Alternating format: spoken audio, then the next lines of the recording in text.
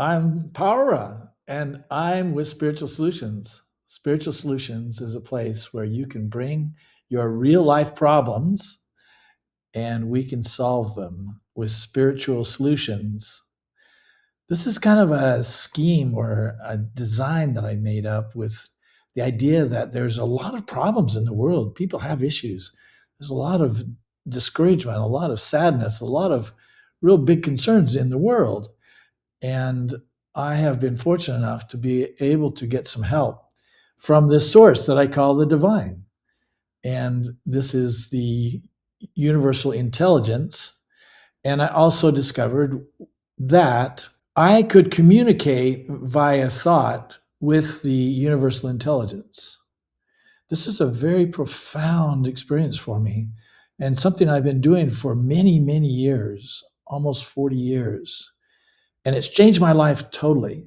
And it's also given me an incentive to share these ideas with you and to give you some ideas and insights that are unique, that you can't find on the earth. You have to go higher than that or deeper, whatever it is.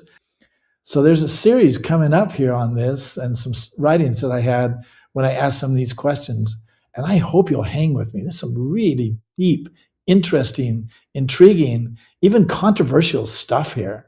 And I hope you'll be with me and open your mind up and just see what can happen. Thank you. For this very first section, I asked the most fundamental and basic question I could possibly think of to ask them because it's something that I've always wondered about. And I asked them, who are you? Are you people? And then to clarify, there are going to be two responses here. One which is the male divine, which we'll call God, and one is the female divine, which we'll call goddess. And they will respond in turn when they want to, in response to my questions. So what's coming up now will be their responses in either an artificial male voice or an artificial female voice, because who the heck knows what they sound like, right? Here we go. We are loving, caring beings that are very versatile in what we choose to be and look like. We do not have limits like you perceive in your physical space. So many of the words and ideas that you use do not apply to us. When you think about the immensity of space or the size of a quark, those will give you a flavor for what no limits mean. We can do and be what we choose. In like manner, you can also do what you choose, but you have some perceived limits. Those limits are helpful because when they are released from you, then you can appreciate once more just what is possible for you and the contrast between limited and unlimited. You look at people around you and tend to see them as a solid object, and that you are contained in a fixed personage, and that is not the case with your soul or with us. You tend to think about others in ways that define them to a particular form or shape and personality, and that is part of the design of your world. However, when you begin to think about other worlds, especially the universe of which we are the designers of, you must change your thinking to some new, more flexible ways. You cannot speak about the infinite with finite terms. You cannot begin to conceptualize the universe until you can first conceive of the idea and then get terms that you can use to describe and define for each other. You do not even have the vocabulary to begin to speak about these ideas, even if you could conceive them. To begin this process, you must learn to open your minds to new concepts and to dismiss existing ideas or terminology that do not work in the broader spaces. In addition, you stop thinking about us in ways that you have traditionally thought. You have noticed your confusion, for example, of speaking about a goddess and what she looks like and how she is different to a god. The very idea of having a goddess or many goddesses is foreign to many of you, since your world and the writings you have do not even speak about me. For you to even begin this conversation, you must open your mind beyond a rather male-dominated world and incorporate the even more powerful feminine dimensions of your upbringing. Look at what the women of your world do. They bring babies to life, they nurture and feed them, and then most importantly, they teach them and cultivate the initial learning and development in ways that only women can do, even if the men wanted to.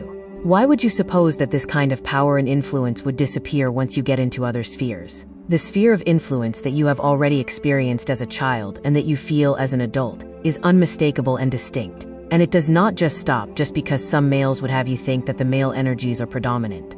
The reason why I am going into this now is to lay the groundwork for many of the ideas that will show up in the future, and to anticipate what other questions you will have about what the universe consists of, and how the concept of the goddess fits in and is different as well. Here are some of the key points that we learn from this section.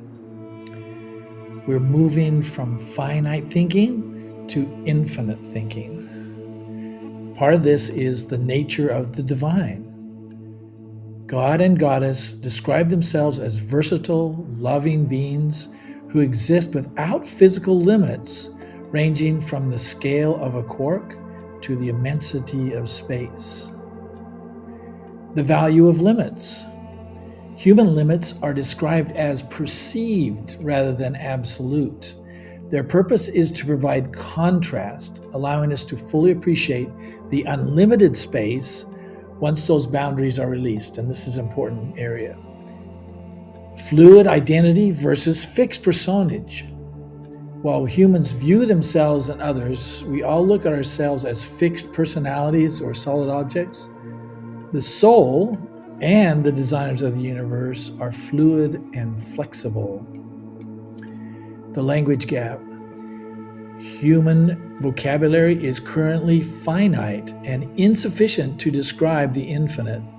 To understand the universe, we must first conceive of the idea before even trying to find the words. And this is a real challenging part. Embracing the divine feminine. This whole section talks about a significant gap in modern thinking, the exclusion of the goddess or the feminine dimension. It emphasizes that the nurturing, the giving, and the cultivating power of women on earth is a reflection of a dominant power that exists in the higher spheres. So how will you benefit from implementing some of these ideas? If you can accept this, you will benefit by releasing your perceived limits, experiencing greater awe. By understanding that your walls are temporary, you gain a profound appreciation of the contrast of what is truly possible. You can adopt new flexible thinking, unlocking innovation. Moving away from the fixed personality traits allows you to reinvent yourself and solve problems that the traditional rigid thinking cannot reach. By acknowledging the infinite, reducing anxiety, seeing life as a part of an immense and loving design helps shrink your daily stressors down to a manageable size. You can integrate the divine feminine, achieving balance by valuing nurturing and cultivating energies as much as the assertive ones. You can create a more harmonious relationship with yourself and others and a more complete worldview. Open your mind to new terms, preparing for the future. You can lay the groundwork to understand complex universal concepts that are yet to be revealed, staying ahead of the curve in your behavioral evolution. In summary, you cannot speak about the infinite using finite terms. If you use the more traditional labels, then you move into a space of bliss and tranquility where you can no longer be restrained by the expectations or the organizations that are around you by limiting your thinking. So this whole section is about moving forward into a new way of thinking, of looking at different ways of approaching life, of going away from the fixed, the inflexible, the limiting points of view, and moving into this new space of where we will be eventually, where the divine are now, and looking at life from a different perspective than just this fixed, solid point of view that we have. This is the first adventure together of what will, I hope, be many, many engagements that we'll have together to rock your world and improve your life. And don't forget, I love you.